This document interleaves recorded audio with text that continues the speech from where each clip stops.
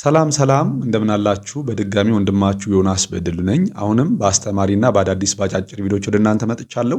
ለዚህ ቻናል አዲስ ሆናችሁ ሰብስክራይብ፣ ሼር በማድረግ እንድትመለከቱኝ በጌታ ፍቅር ጠይቃለሁ። መልካም ቆይታ። ዋናው ምንድን ነው የተባለው የሚለውን ነገር ማስረዳት ጥሩ ይመስለኛል። እንግዲህ ዘመናችን የቴክኖሎጂ ዘመን ስለሆነ የቲክቶክ ዘመን ስለሆነ ከዛ ከተባለው ላይ እየተቦጨቀ እየወጣ ሰዎች ደግሞ በጣም አንዱ ቅር የሚለው ሙሉውን ኢንተርቪውን እንኳን ለመስማት ጊዜ ሳይሰጡ በጣም ተቀንጭበው ከአውዳቸው የወጡ ነገሮችን ወስደው ቃለ ሕይወት ቤተክርስቲያን በጸጋ ስጦታዎች አታምንም፣ ቃለ ሕይወት ቤተክርስቲያን እንደዚህ ያለች ብለው ይሉ ስለነበረ ቢያንስ ሙሉ መግለጫውን መስማት፣ ሁለተኛ ደረጃ ደግሞ ሙሉ መጽሐፉን እኛ እንዲሁ ዝም ብሎ ጥቂት ሆኖ የመጣ ሳይሆን በመጽሐፍ የታተመ ነው። መጽሐፉ ኦልሬዲ ይገኛል። ስለዚህ ሙሉን አንብበው ተረድተው ኬት እንደመጣ እንዲያዩ የተፈለገበት ነው። ቤዚካሊ መግለጫው የሚለው ሰፋ ያለ ነገር ቢኖረውም አንደኛ በዚህ ጽሑፍ ለመግለጽ የተሞከረው አማኞች ሁሉ የጸጋ ስጦታ አላቸው።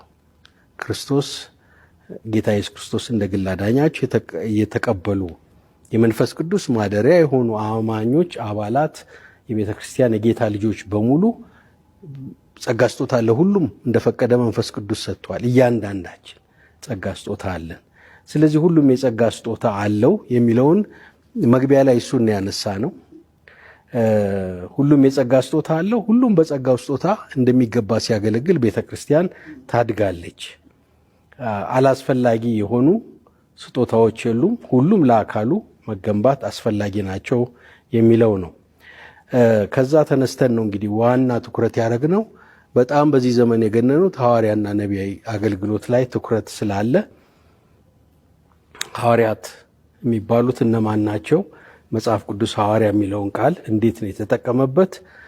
ምን አይነት ሐዋርያት አሉ የሚለውን ተንትነን አስረድተን በዚህ ዘመን በመጽሐፍ ቅዱስ ላይ እንደነበሩት እንደ በጎ ሐዋርያት ኦቶሪቴቲቭ የሆነ ስልጣን ያላቸው ቃሉን የጻፉልን ከክርስቶስ የዓይን ምስክር የነበሩ ከአፉ ቃሉን የሰሙ ከጥምቀቱ እስከ ሞት እስከ ትንሣኤው ምስክር የነበሩ እነዛ የበጎ ሐዋርያት አሁን የሉም። ስለዚህ እንደሱ አይነት ኦቶሪቴቲቭ የሆነ ሐዋርያነት ስልጣን ያለው ሰው በዚህ ጊዜ የለም። እሱ እዛው የቆመ ነው አልንና ሐዋርያ ማለት ግን የተላከ ማለት ነው። ዛሬም ቤተ ክርስቲያን ለወንጌል አገልግሎት አገልጋዮችን ትልካለች፣ ሚስዮናውያንን ትልካለች። ቃለ ሕይወት በ16 ሀገር በተለያየ ቦታ በአገር ውስጥ ብዙ ሚስዮናውያን ወንጌላውያን ልከናል። አባቶቻችንም ከአንዱ ተነስተው ወደ ሌላ እየሄዱ ሲያገለግሉ የነበሩ ናቸው። በዛ ሴንስ ሐዋርያዊ አገልግሎት አለ። ነገር ግን ሐዋርያ የሚለውን ስም ማንሰጠው ሐዋርያ በኋላ እንተነትነዋለን። ሐዋርያ ሹሙ የሚል ትእዛዝ ስለሌለ ሐዋርያትም ሲያልፉ ሌሎች ሐዋርያትን እየተኩ እየሾሙ ስላልሄዱ ይሄ በታሪክም በኋላ እንደምናየው ያልነበረና አሁን በቅርብ ጊዜ የተጀመረ የሐዋርያትና የነቢያት ሙቭመንት ጋር የተጀመረ ስለሆነ ቤተ ክርስቲያንም አዲስ አቋም ሳይሆን በፊትም የነበራት አቋም ይሄው ነው። ስለዚህ ሐዋርያዊ አገልግሎት የተልእኮ አገልግሎት አለ። ሐዋርያት ኦቶሪቴቲቭ የሆኑ እንደ ዘመኑ አይነት ቤተ ክርስቲያንን የሚፈልጡ የሚቆርጡ ባለራእይ ምናምን የሆኑ ሰዎች የሚባለው የለም። ስለዚህ ቤተ ክርስቲያን ሐዋርያትን አትሾምም። ሐዋርያ በሚል ስም የሚጠሩትንም በመድረኮቹ አናስተናግድም። የእኛ አገልጋዮች ይህን እንዲያውቁና እንዳይጋብዙ እነዚህ ሰዎች ነው ያልነው። ስለ ነቢያትን ያነሳ ነው። ነቢያትም ቢሆኑ በዚህ ዘመን የትንቢት ስጦታ አለ እንጂ ነብይ ተብለው በየሄዱበት ባገኙበት ቦታ ሁሉ የእግዚአብሔርን ቃል የሚያወሩ ሰዎች ቃል የሚያወጡ ለቁሱም ለምኑ የሚተነብዩ አይነት ትንቢት መጽሐፍ ቅዱሳዊ መሰረት የለውም። እግዚአብሔር ሲፈቅድ ቃሉንም እየተናገርክ እየዘመርክም ሊሆን ይችላል። በተለያየ መንገድ እግዚአብሔር የእሱን ፈቃድ በሰዎች ውስጥ አልፎ ትንቢታዊ ቃል ሊያናግር ይችላል። ነገር ግን ነብይ ብለን እየሾምን በቃ ከሌ ነብይ ቢሮ የሚለው ነገር እየተሰጠው የሚሄድ ነገር የለንም፣ አንሾምም። በጣም የተበለሻሹ ነገሮች ስላሉ የትንቢት ስጦታ ያላቸው መጽሐፍ ቅዱስ በሚሰጠው መመሪያ መሰረት ያገለግላሉ። ግን ነቢያትን አንሾምም፣ ነቢይ ተብሎ የሚጠሩ ሰዎችንም በቤተ ክርስቲያናችን መድረክ እንዲያገለግሉ አንፈቅድም። የትንቢት ስጦታ ግን የለም አላልንም። ሐዋርያዊ አገልግሎት የለም አላልንም። ስለዚህ እነዚህን ነገሮች ነው በዋናነት ያነሳ ነው። የጸጋ ስጦታ ተቋርጧል፣ ጸጋ ስጦታ የለም ብለው ወደዛ ለጥጠው የሚፈልጉ ሁሉ ትክክል እንዳልሆነ አቋማችን ምንድን ነው የሚለውን ለማወቅ አሁንም ያን ሙሉን ኢንተርቪው መስማት፣ ከዛ በተሻለ ደግሞ ሙሉ መጽሐፉን አንብቦ ማንም ሊረዳ ይችላል የሚል ሐሳብ። እሺ እንግዲህ እንደሰማችሁት ነው ቃለ ሕይወት እጅግ በጣም የሚደነቅና የሚበረታታ ተግባር ነው እያደረገች ያለችው። ለመንጋው የሚራራ መንጋውን ለመጠበቅ በታማኝነት የሚያገለግልን እረኛ ወይም ደግሞ የመጋቢነትን ስራ ነው እየሰሩ ያሉት። ምክንያቱም ኃላፊነት የሚሰማቸው ከሆነ ሌሎችም ይህንን ተግባር በመከተል እነሱም እንደዚህ አይነት አቋማቸውን ሊያስታውቁ ሊገልጡ ይገባል ብዬ አስባለሁ። ምክንያቱም መንጋው ወይም ደግሞ ምዕመኑን ላለማስበላት ማለት ነው። በዘመኑ ሐሰተኛ ነቢያቶች እንዳይጭበረበሩ ከመታለል ከብዙ አይነት ነገር እነሱን ለመጠበቅ ሲባል እንደዚህ አይነት ውሳኔዎችን ማስተላለፍ በጣም ተገቢ ነው ብዬ አስባለሁ። ዘማሪት ሐና ተክሌም ተቃውማ በጽሁፍ መልእክቷን አስተላልፋለች። እንግዲህ እንደምትመለከቱት ነው። ሌሎችም በዚህ ነገር መሳተፍ አለባቸው። በቃ ህዝባችንን መታደግ አለብን። እነኛ ሐሰተኛ ነቢያቶችን በቃ ልንላቸው ጊዜው አሁን ይመስለኛል። እንግዲህ መንግስትም ጣልቃ ሊገባ እንደሆነ እንግዲህ ከዚህ በፊት በለቀቁት ቪዲዮ ላይ አስመልክቻችኋለሁ። እንግዲህ ከትንሽ ጊዜ በኋላ የነሱ ይሄ ሐሰተኛ እንቅስቃሴያቸው ተግባራቸው ሁሉ ማብቂያ የሚደረግለት ጊዜ ይመስለኛል። እንግዲህ ክብር ለኢየሱስ ይሁን። ተግባራዊም ሆኖ በቅርቡ እንመለከተዋለን ተስፋ አደርጋለሁ። ክርስትና ቀላል አይደለም። እኔ ይገርመኛል። አሁን ኑሮ ከጌታ ኢየሱስ ጋር በሸለቆም ቢሆን በተራራ የሚለው ዝማሬ ሸለቆ አለው፣ ተራራ አለው። ክብር ለኢየሱስ ይሁን። ማታ ተለቅሶ ይታደራል፣ ጠዋት ዝማሬ። አሜን። በቃ እንደዚህ ነው ክርስትና። 5 ቀን ሳልበላ አዋጅ ታውጆ በምድሪቱ ላይ የታሪክ መምህራችንን ገለውት አጼ ገላውዲዮስ ትምህርት ቤት ነው ሃይስኩል እዛ ነው ጆይን ያደረኩትና 9ኛ ክፍል ሆኜ ነው እና በ68 ዓመተ ምህረት ለ69 ንጋት አካባቢ ነውና የታሪክ መምህራችን ተረሽኖ ደሙን ረግጦ ማይገባ ኢህአፓ ነው ተብሎ አሁን መውጣት ፈራው። በ15 ሳንቲም የጨው ጆንያ ገዝቼ አንጥፌ መሰረተ ክርስቶስ ሰሜን መሰረተ ክርስቶስ አጥቢያ የሚል እዛ ትምህርት ቤት መሄድ ፈራው።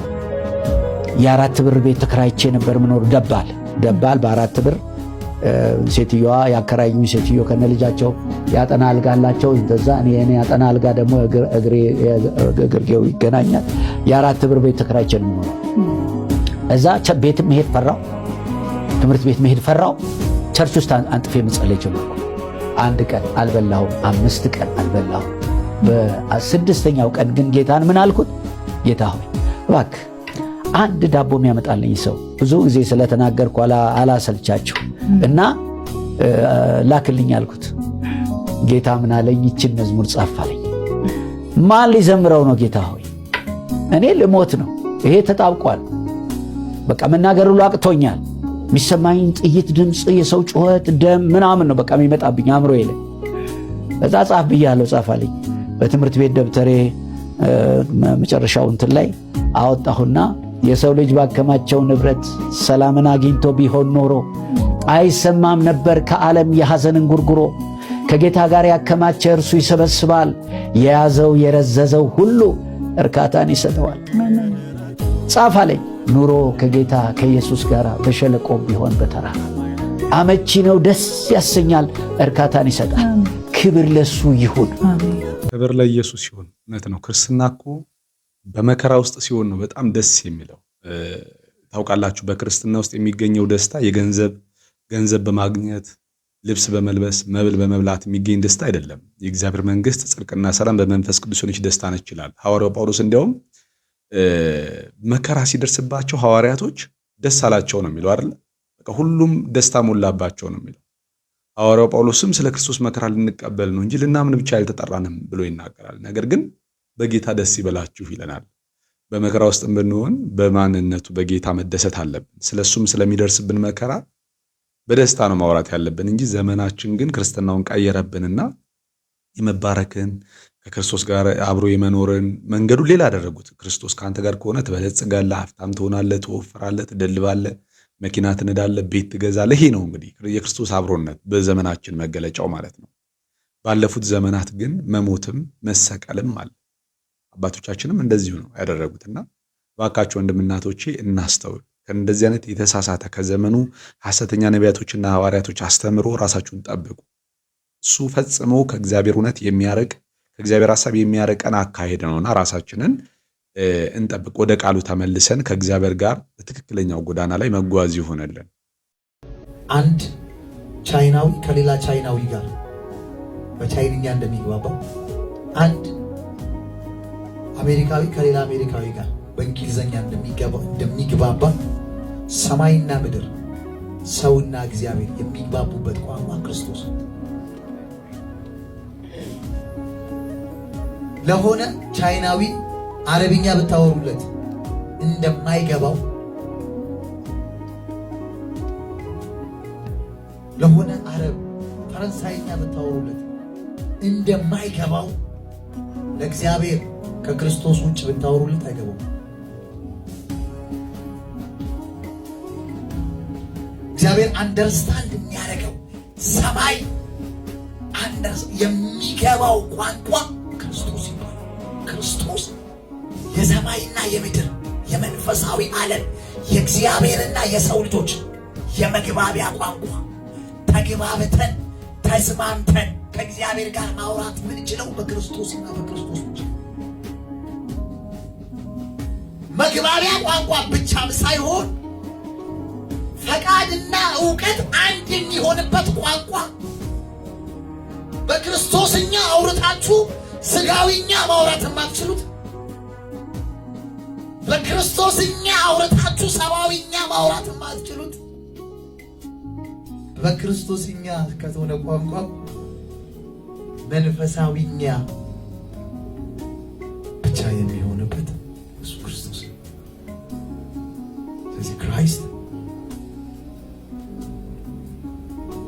የሰማይ የመንፈሳዊ ዓለም የፍጥረታዊው ዓለም ከእግዚአብሔር ጋር ኮሙኒኬት የምናደርግበት የምንግባባበት ጠይቀን የምንቀበልበት የእግዚአብሔርን ፈቃድ የምንፈጽምበት የእግዚአብሔር ሐሳብ የምንፈጽምበት የመግባቢያ የሚገርም ትምህርት ነው።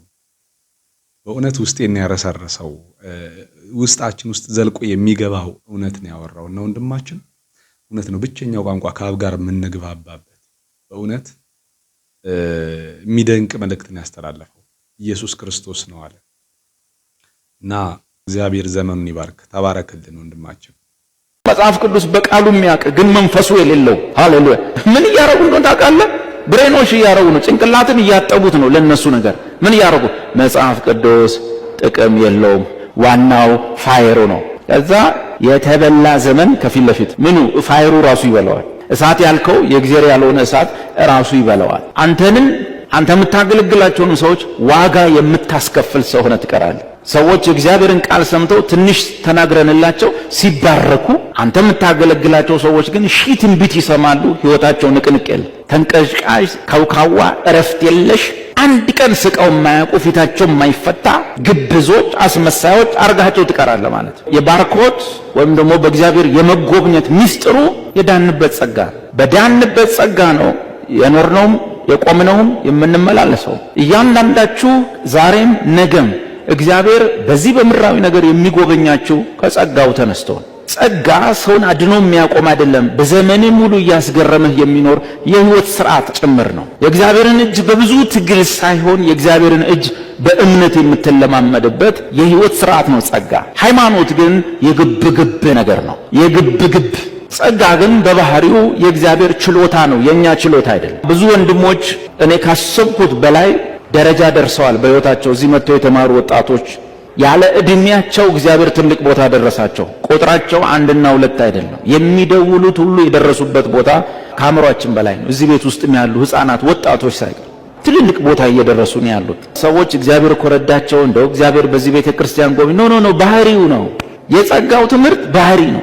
የጸጋው ትምህርት ባህሪ እንኳን መሬቱን አይደለም የላይኛውን በነፃ ነው ያስተካከለው። በመዳናችሁ ብቻ ደስ ይበላችሁ። በመዳናችሁ ላይ ጥርጥር አይግባችሁ። ባቢሎን ሆኗል። ድኛለሁም አልዳንኩምም፣ ጸድቄያለሁም አልጸደቅኩም ነው። አንድ ሰሞን ያለቅሳሉ፣ አንድ ሰሞን ይስቃሉ። ግራ ገብ ነገር ነው ያለው። እናንተ ግን ተመስርታችሁና ተደላድላችሁ ከቆማችሁ ይሆንላችኋል።